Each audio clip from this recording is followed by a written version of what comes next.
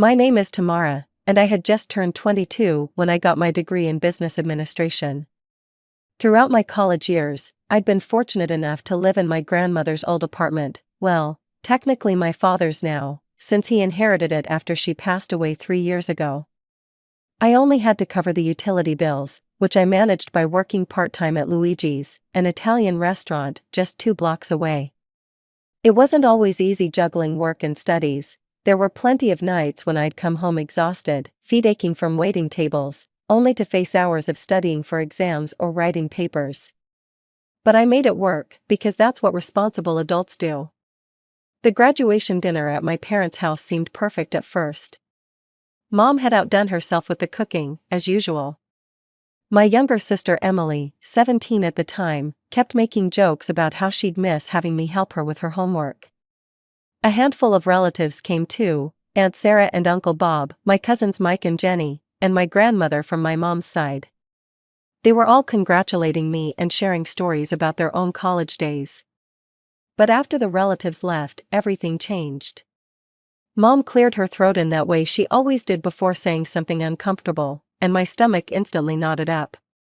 I'd known that sound since childhood, it never meant anything good. "Tamara, honey," she started, her voice unusually formal. "Now that you've graduated, we need to discuss the apartment situation." I remember setting down my coffee cup slowly, trying to keep my hand steady. The ceramic made a soft clink against the saucer that seemed unusually loud in the suddenly quiet room. "What about it?" "Well, if you want to continue living there, you'll need to start paying rent." The words hit me like a bucket of cold water. On my graduation day, of all days. Dad sat there silently, suddenly very interested in his coffee cup, while Emily pretended to be absorbed in her phone, though I could see her watching the scene unfold from the corner of her eye. "I see," I managed to say, my voice smaller than I wanted it to be. My hand trembled slightly as I reached for my water glass. Mom went on to explain the terms in her matter-of-fact way. The rent would be below market rate, a family discount, she called it with a tight smile, but still substantial. I did some quick mental math. I'd need a full-time job, and fast. The part-time wages from Luigi's wouldn't cover this. "I understand," I said finally, because what else could I say? They were right, in a way. I wasn't a student anymore. I was an adult, and adults paid their way in life. Still, the timing felt cruel, like they couldn't even let me enjoy one day of celebration before bringing me back to reality. That night, lying in my bed at the apartment, I started searching for job openings nearby. The restaurant where I worked part-time couldn't offer me full-time hours. So I knew I needed something new, something more stable. As I scrolled through listings on my phone, I tried to focus on the practical aspects rather than the hurt feelings bubbling beneath the surface. The next year flew by in a blur of work, rent payments, and adjusting to post-college life. I landed a decent job at a marketing firm near the apartment, nothing glamorous, but it paid the bills and then some. I was hired as a junior account coordinator, and while the starting salary wasn't huge, it was enough to cover the rent my parents were charging plus utilities, with a little left over for savings. Every month, I dutifully transferred the rent money to Mom's account, usually adding a little extra for utilities even though she never asked for it. I wanted to prove that I could handle adult responsibilities, that I was responsible and reliable. Maybe part of me was still trying to earn their approval, though I wouldn't admit that to myself at the time. Emily would stop by occasionally, usually when she needed help with college applications or wanted to raid my closet. She was in her senior year of high school, and I could see her changing, becoming more distant and secretive. Her visits became less about spending time with me and more about what she could get from me: homework help, clothes, advice about boys. Emily had always been the baby of the family, used to getting her way. Mom and Dad spoiled her rotten, though I tried not to be bitter about it.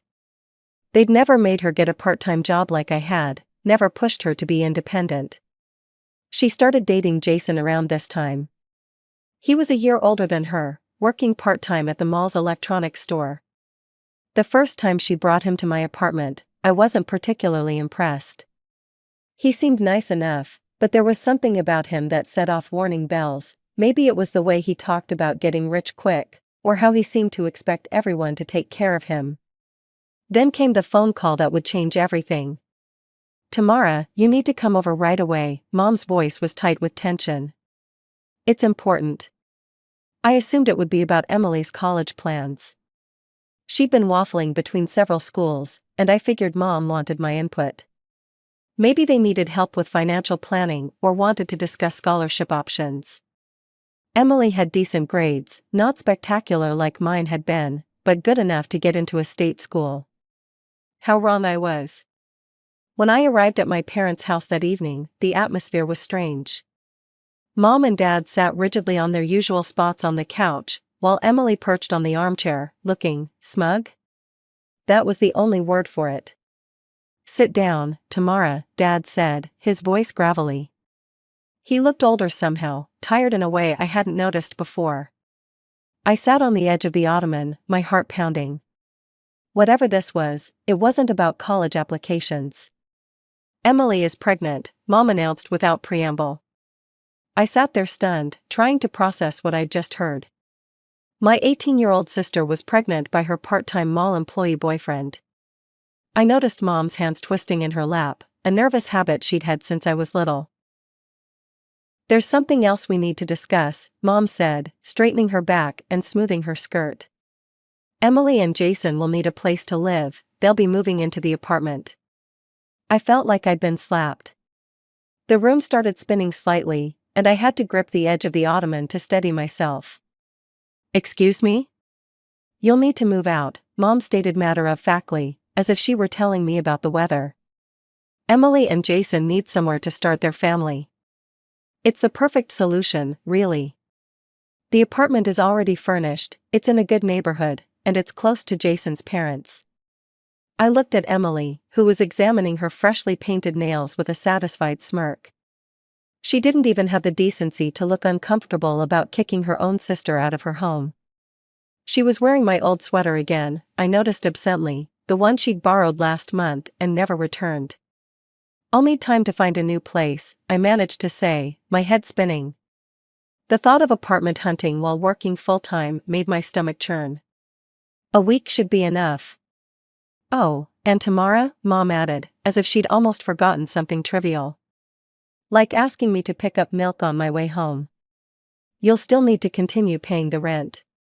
I actually laughed out loud, thinking it was a joke. The sound was harsh and unwelcome in the tense room. But when I saw their serious faces, my laugh died in my throat. "You can't be serious. Your sister and Jason are young," Mom explained patiently, as if talking to a child. "They don't have jobs yet, and with the baby coming." She trailed off, gesturing vaguely at Emily's still flat stomach. "So let me get this straight," I interrupted, my voice rising despite my efforts to stay calm. "You want me to move out and continue paying rent for an apartment I won't be living in? For them? They need our help, Tamara," Dad said sternly, finally meeting my eyes. "It's your responsibility as the older sister. Family helps family." "My responsibility?" I stood up, my hands shaking with anger now. "If they're mature enough to have a baby, they're mature enough to get jobs and support themselves. Has either of them even looked for full-time work?" "How can you be so selfish?" Emily suddenly piped up, her eyes filling with dramatic tears. I'd seen those same tears when she was 12 and wanted a new phone, or 14 and wasn't allowed to go to a party.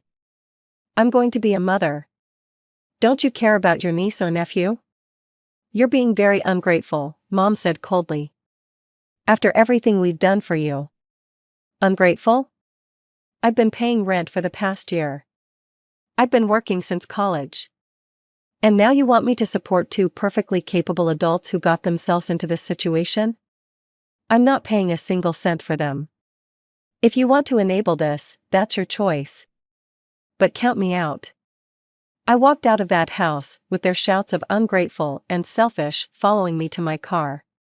The front door slammed behind me with a finality that felt like the end of something fundamental.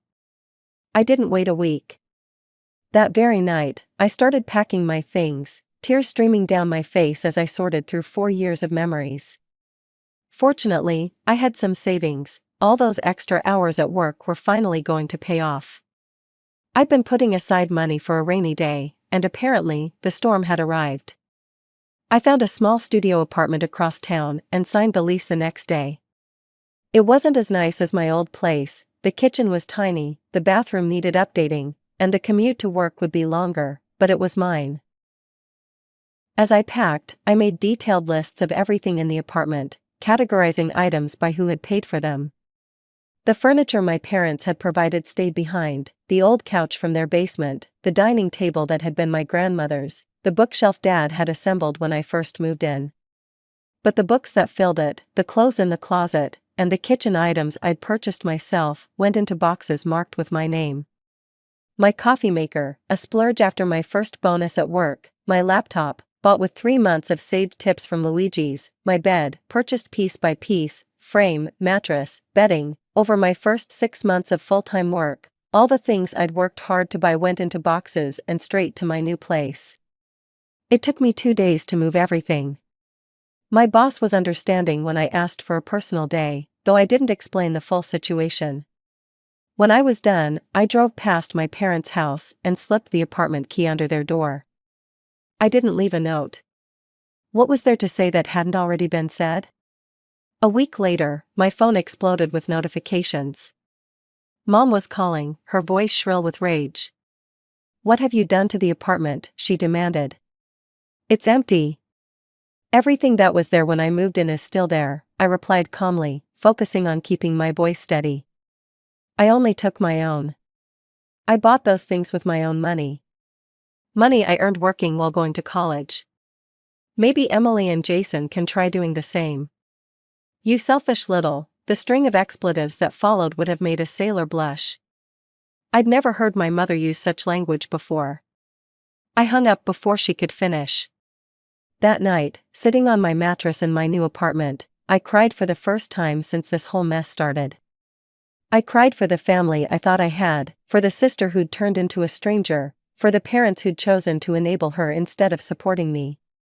But most of all, I cried for myself, for the naive girl who thought that working hard and doing the right thing would be enough. It's amazing how quickly life can change. In just 1 year, I went from being the good daughter to the family outcast. I threw myself into my work with an intensity that surprised even me. My boss, Sarah, noticed my dedication and started giving me more responsibilities.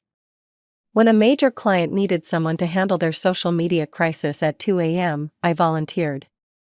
When the office needed someone to come in on weekends to prepare for a big pitch, I was there. Work became my sanctuary, the one place where effort and merit actually meant something.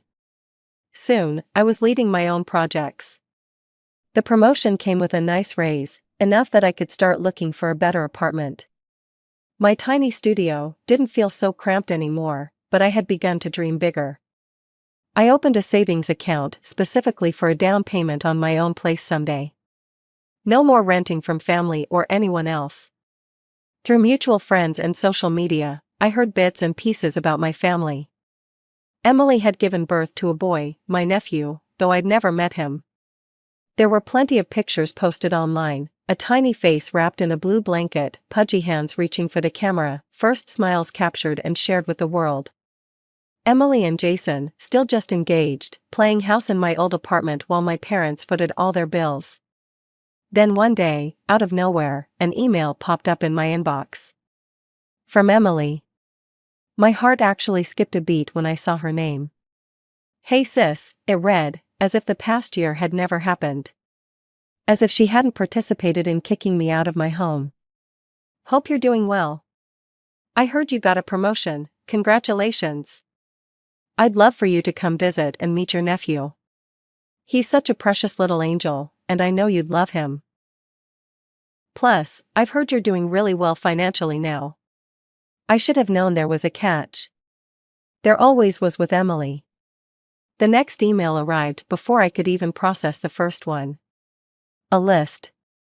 Not just any list, a wish list of baby items that made my credit card weep just looking at it. Designer clothes that cost more than my first month's rent. A stroller that cost more than my laptop. Premium toys that probably cost more than what Jason made in a month at his part-time job, assuming he even still had it. I sat there, staring at my screen, wondering if this was some kind of joke.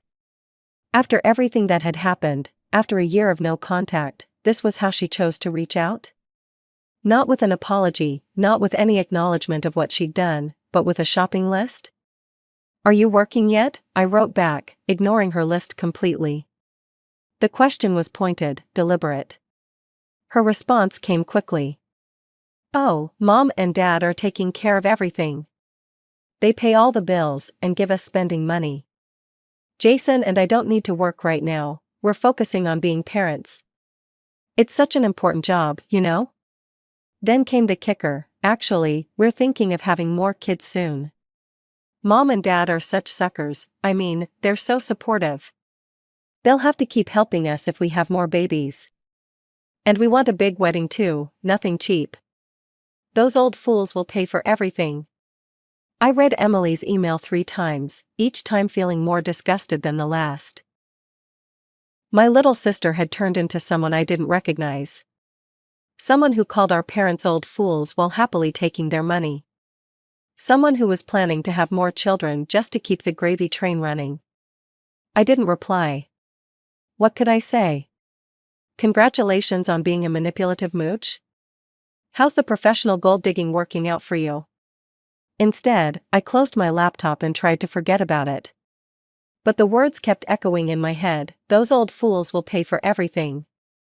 But fate had other plans. A few months later, my phone rang with a number I hadn't seen in over a year: Mom's. I almost didn't answer, but something made me pick up. "Tamara," she said, her voice different somehow, tired, defeated, "we need to talk. Can you come over?" Maybe it was curiosity, or maybe some part of me still hoped for reconciliation. Whatever the reason, I found myself driving to my parents' house that evening. The familiar streets felt strange now, like visiting a place you've only seen in dreams. They looked older than I remembered. Dad's hair had more gray, and Mom's face showed new wrinkles. Dark circles under their eyes spoke of long hours and sleepless nights. They sat on their familiar couch, but something about their posture spoke of defeat. "We've been taking extra shifts," Dad said without preamble, his voice rough with exhaustion. "Working overtime to help your sister and Jason." I waited, saying nothing. The clock on the wall ticked loudly in the silence. "We know you're doing well at your job," Mom continued, and I felt my heart sink. This wasn't going to be an apology. This was going to be another demand. "We think it's time you help support your sister too." I couldn't help it, I laughed. A real, genuine laugh of pure disbelief. The sound bounced off the walls of the too-quiet house. "You want me to what?" "Your sister can't work right now," Mom insisted, leaning forward. "She has the baby to take care of, it's a full-time job."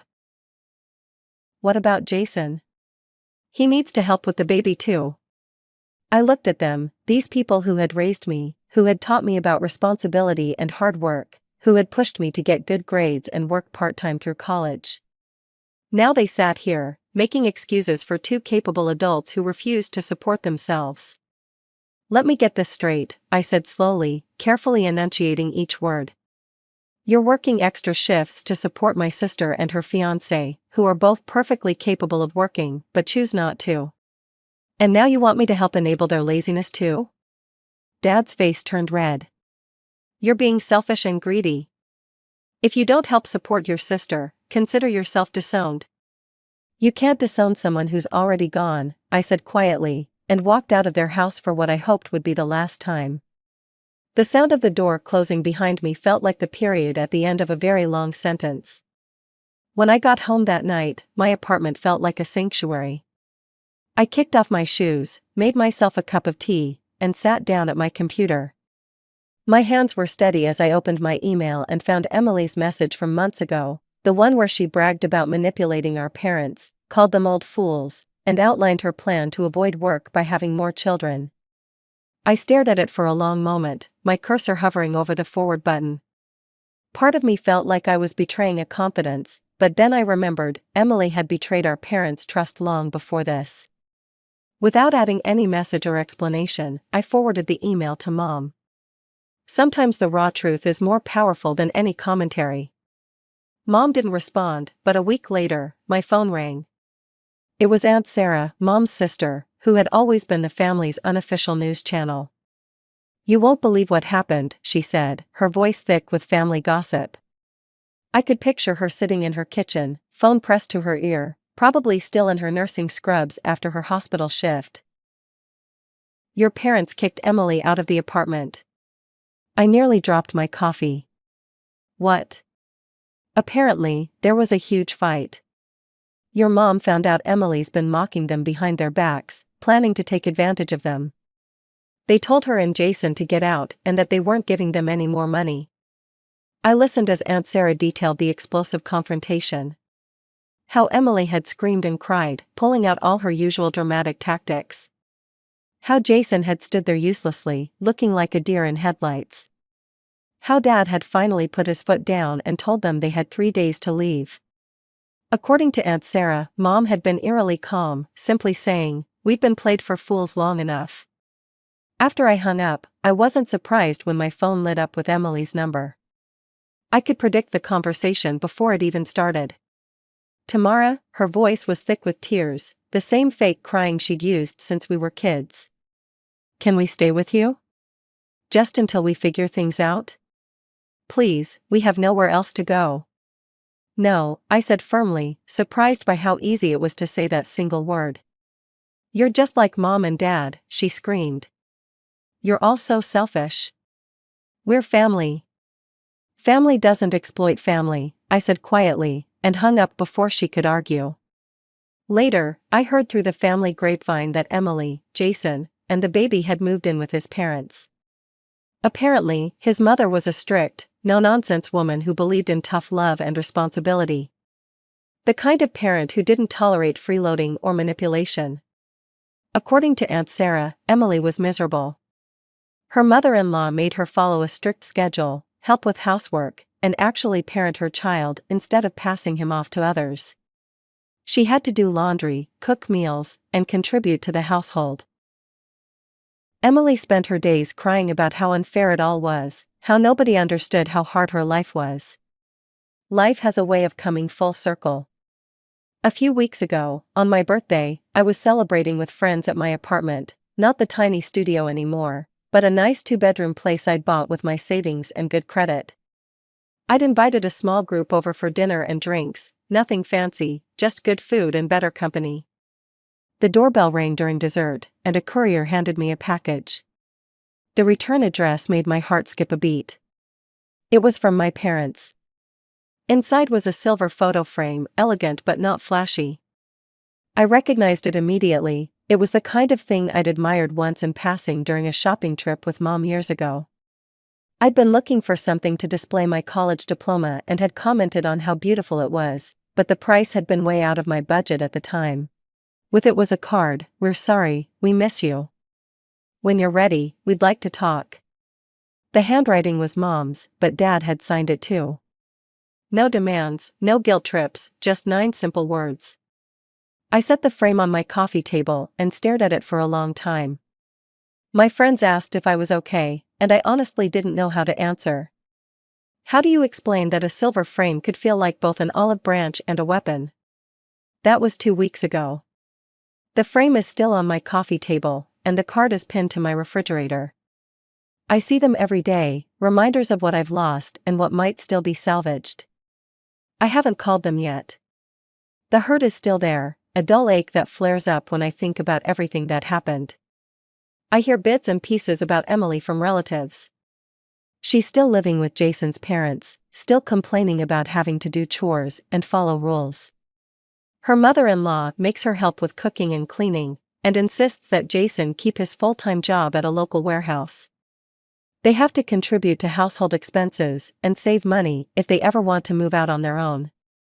Part of me hopes this experience will help Emily grow up, will teach her the values our parents failed to instill. Maybe someday she'll understand that love doesn't mean enabling bad behavior, and that being family doesn't mean being a doormat.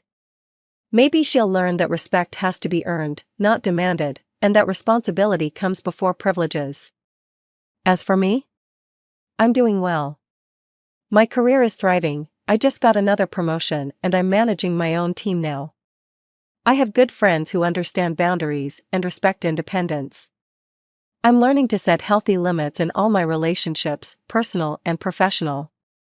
Sometimes I miss the family I thought I had, but I'm starting to accept that it was never really what I imagined it to be.